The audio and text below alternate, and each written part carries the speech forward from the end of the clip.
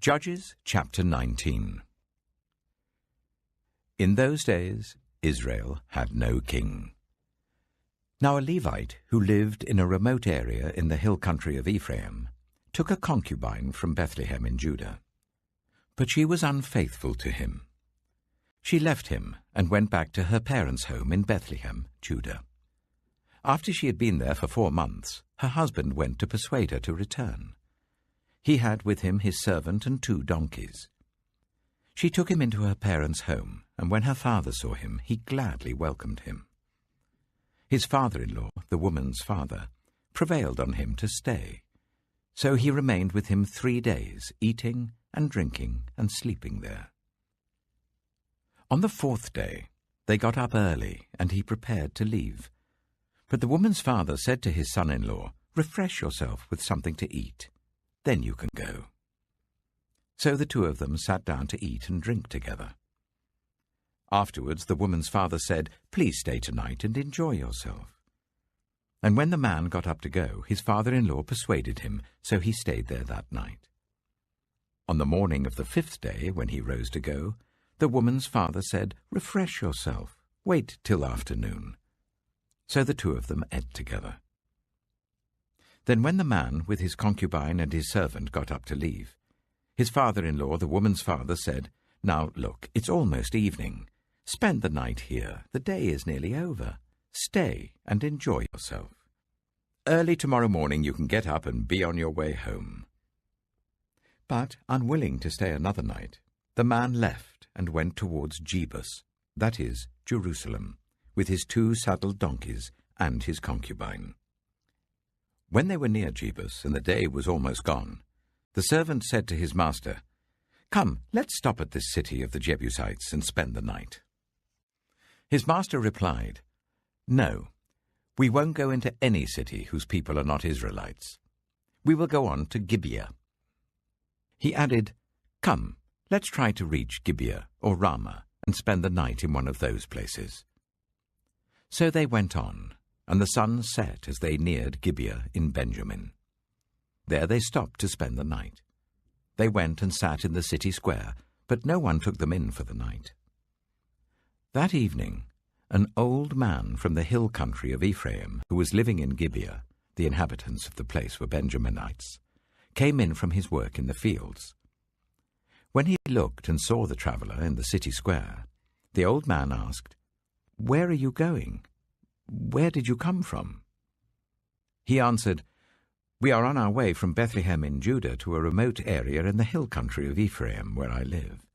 I've been to Bethlehem in Judah, and now I am going to the house of the Lord. No one has taken me in for the night.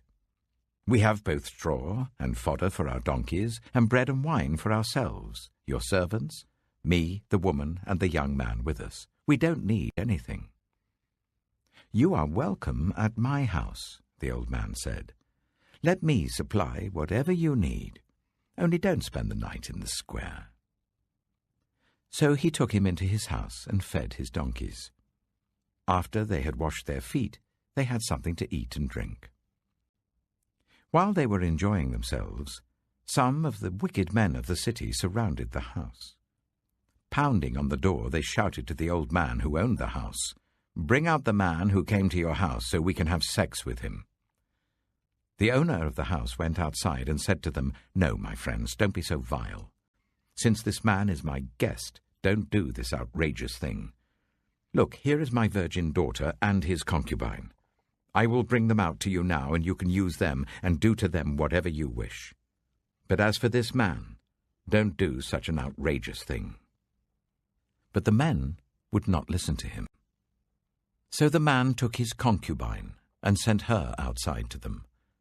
And they raped her and abused her throughout the night. And at dawn they let her go. At daybreak, the woman went back to the house where her master was staying, fell down at the door, and lay there until daylight. When her master got up in the morning and opened the door of the house and stepped out to continue on his way, there lay his concubine, fallen in the doorway of the house, with her hands on the threshold. He said to her, "Get up, let's go." But there was no answer. Then the man put her on his donkey and set out for home. When he reached home, he took a knife and cut up his concubine, limb by limb, into 12 parts, and sent them into all the areas of Israel.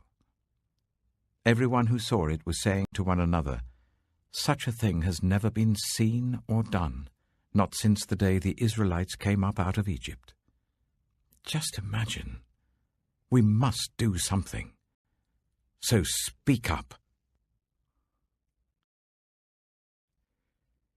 Judges chapter 20. Then all Israel, from Dan to Beersheba, and from the land of Gilead, came together as one and assembled before the Lord in Mizpah. The leaders of all the people of the tribes of Israel took their places in the assembly of God's people, 400,000 men armed with swords. The Benjaminites heard that the Israelites had gone up to Mizpah.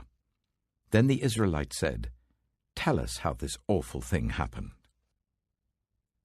So the Levite, the husband of the murdered woman, said, "I and my concubine came to Gibeah in Benjamin to spend the night. During the night the men of Gibeah came after me and surrounded the house, intending to kill me. They raped my concubine, and she died. I took my concubine, cut her into pieces, and sent one piece to each region of Israel's inheritance, because they committed this lewd and outrageous act in Israel. Now all you Israelites, speak up and tell me what you have decided to do." All the men rose up together as one, saying, "None of us will go home. No, not one of us will return to his house. But now this is what we'll do to Gibeah. We'll go up against it in the order decided by casting lots. We'll take 10 men out of every 100 from all the tribes of Israel, and 100 from 1,000, and 1,000 from 10,000, to get provisions for the army. Then when the army arrives at Gibeah in Benjamin, it can give them what they deserve for this outrageous act done in Israel." So all the Israelites got together and united as one against the city. The tribes of Israel sent messengers throughout the tribe of Benjamin, saying, "What about this awful crime that was committed among you? Now turn those wicked men of Gibeah over to us, so that we may put them to death and purge the evil from Israel." But the Benjaminites would not listen to their fellow Israelites. From their towns they came together at Gibeah to fight against the Israelites. At once the Benjaminites mobilized 26,000 swordsmen from their towns, in addition to 700 able young men from those living in Gibeah.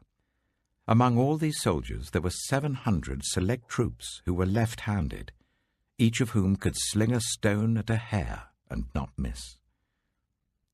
Israel, apart from Benjamin, mustered 400,000 swordsmen, all of them fit for battle. The Israelites went up to Bethel and inquired of God. They said, "Who of us is to go up first to fight against the Benjaminites?" The Lord replied, "Judah shall go first." The next morning, the Israelites got up and pitched camp near Gibeah. The Israelites went out to fight the Benjaminites and took up battle positions against them at Gibeah. The Benjaminites came out of Gibeah and cut down 22,000 Israelites on the battlefield that day. But the Israelites encouraged one another and again took up their positions where they had stationed themselves the first day. The Israelites went up and wept before the Lord until evening. And they inquired of the Lord. They said, "Shall we go up again to fight against the Benjaminites, our fellow Israelites?" The Lord answered, "Go up against them." Then the Israelites drew near to Benjamin the second day. This time, when the Benjaminites came out from Gibeah to oppose them, they cut down another 18,000 Israelites, all of them armed with swords. Then all the Israelites, the whole army, went up to Bethel, and there they sat, weeping before the Lord. They fasted that day until evening, and presented burnt offerings and fellowship offerings to the Lord. And the Israelites inquired of the Lord. In those days the ark of the covenant of God was there, with Phinehas, son of Eleazar, the son of Aaron, ministering before it.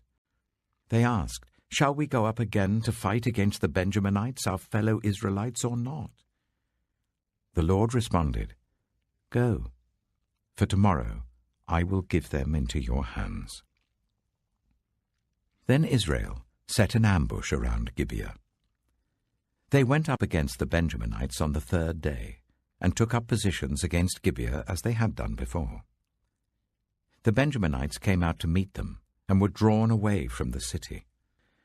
They began to inflict casualties on the Israelites as before, so that about 30 men fell in the open field and on the roads, the one leading to Bethel and the other to Gibeah. While the Benjaminites were saying, "We are defeating them as before," the Israelites were saying, "Let's retreat and draw them away from the city to the roads." All of the men of Israel moved from their places and took up positions at Baal Tamar, and the Israelite ambush charged out of its place on the west of Gibeah. Then 10,000 of Israel's able young men made a frontal attack on Gibeah.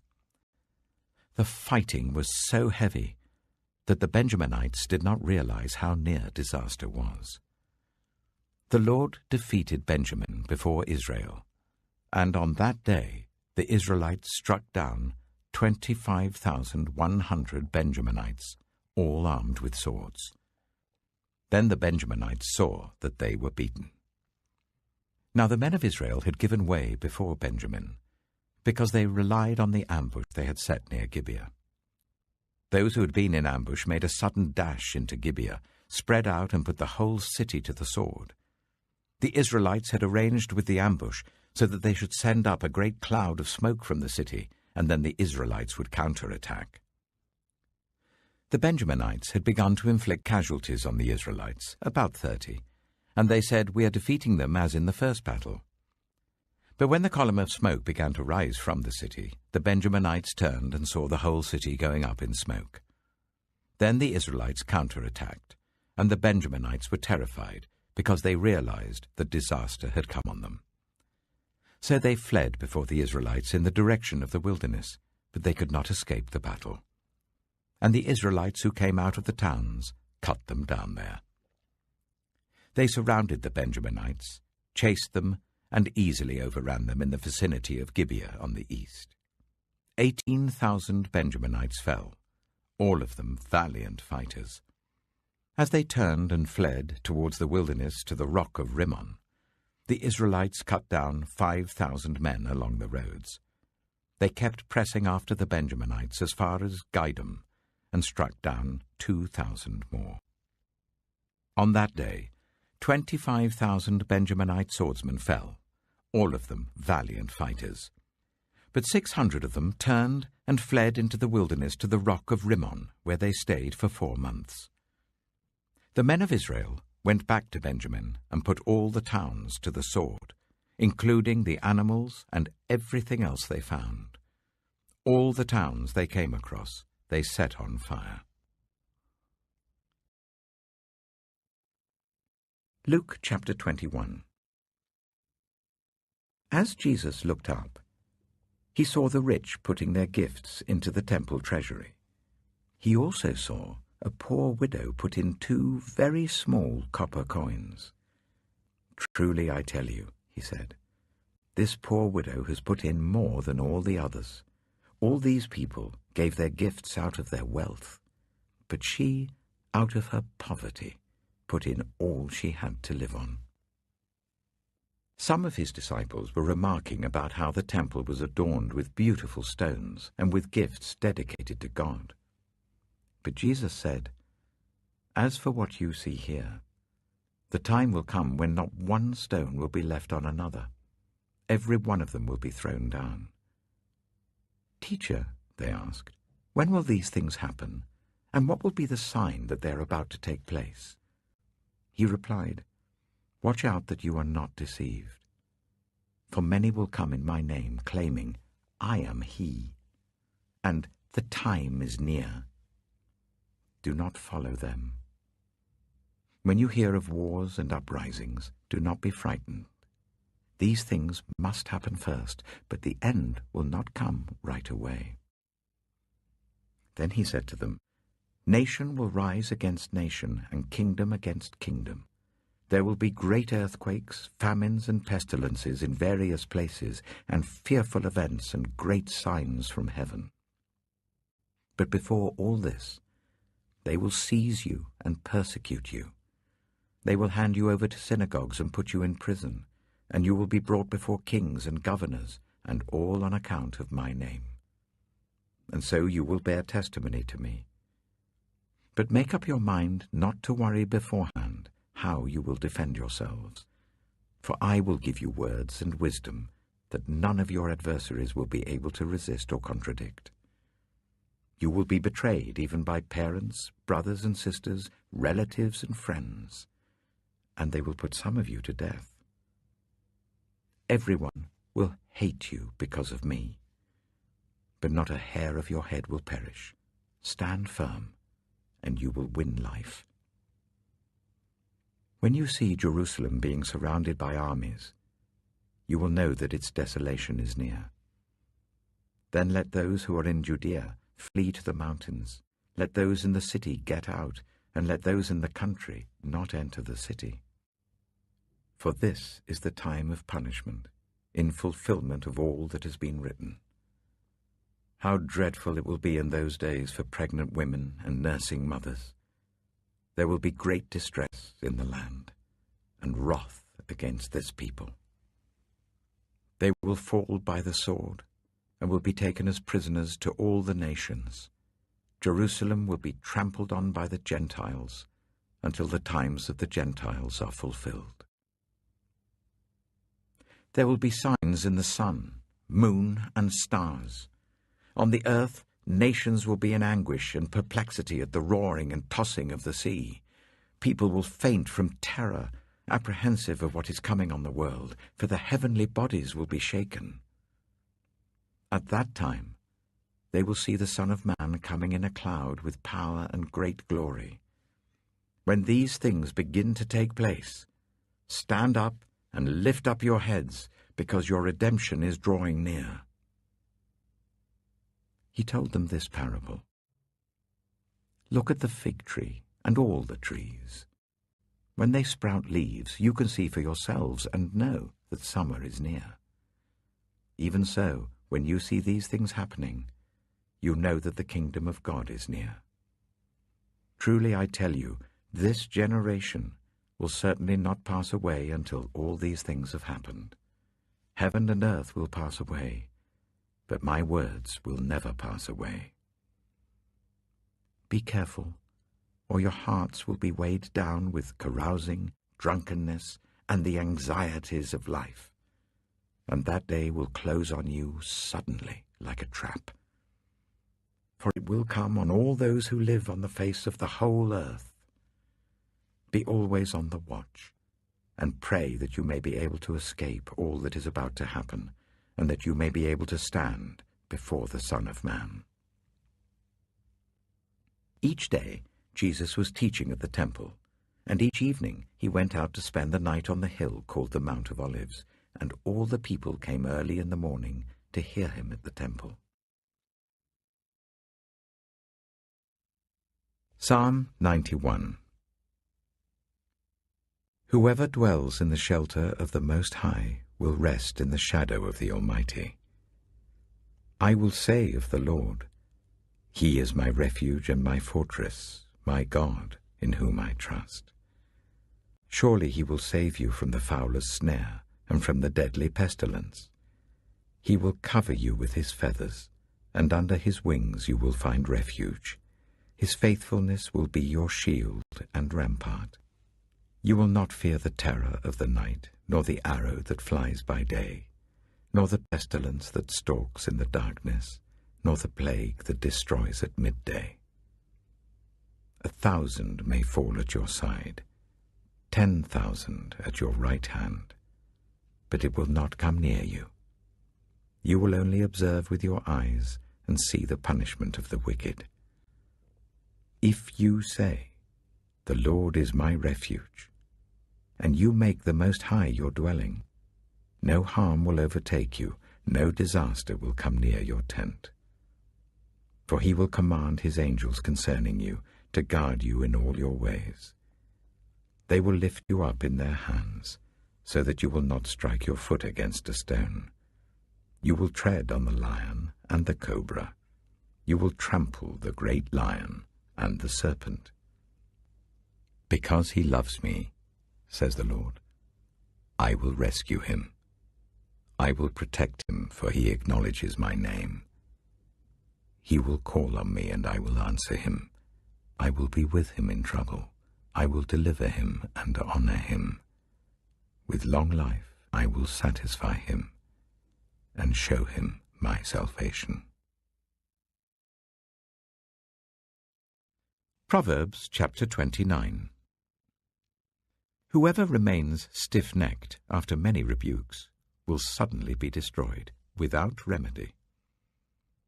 When the righteous thrive, the people rejoice. When the wicked rule, the people groan. A man who loves wisdom brings joy to his father, but a companion of prostitutes squanders his wealth. By justice, a king gives a country stability, but those who are greedy for bribes tear it down. Those who flatter their neighbors are spreading nets for their feet. Evildoers are snared by their own sin, but the righteous shout for joy and are glad. The righteous care about justice for the poor, but the wicked have no such concern. Mockers stir up a city, but the wise turn away anger. If a wise person goes to court with a fool, the fool rages and scoffs, and there is no peace. The bloodthirsty hate a person of integrity and seek to kill the upright. Fools give full vent to their rage, but the wise bring calm in the end. If a ruler listens to lies, all his officials become wicked. The poor and the oppressor have this in common: the Lord gives sight to the eyes of both. If a king judges the poor with fairness, his throne will be established forever. A rod and a reprimand impart wisdom, but a child left undisciplined disgraces its mother. When the wicked thrive, so does sin, but the righteous will see their downfall. Discipline your children, and they will give you peace. They will bring you the delights you desire. Where there is no revelation, people cast off restraint, but blessed is the one who heeds wisdom's instruction. Servants cannot be corrected by mere words. Though they understand, they will not respond. Do you see someone who speaks in haste? There is more hope for a fool than for them. A servant pampered from youth will turn out to be insolent. An angry person stirs up conflict, and a hot-tempered person commits many sins. Pride brings a person low, but the lowly in spirit gain honor. The accomplices of thieves are their own enemies. They are put under oath and dare not testify. Fear of man will prove to be a snare, but whoever trusts in the Lord is kept safe. Many seek an audience with a ruler, but it is from the Lord that one gets justice.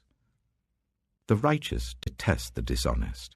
The wicked detest the upright.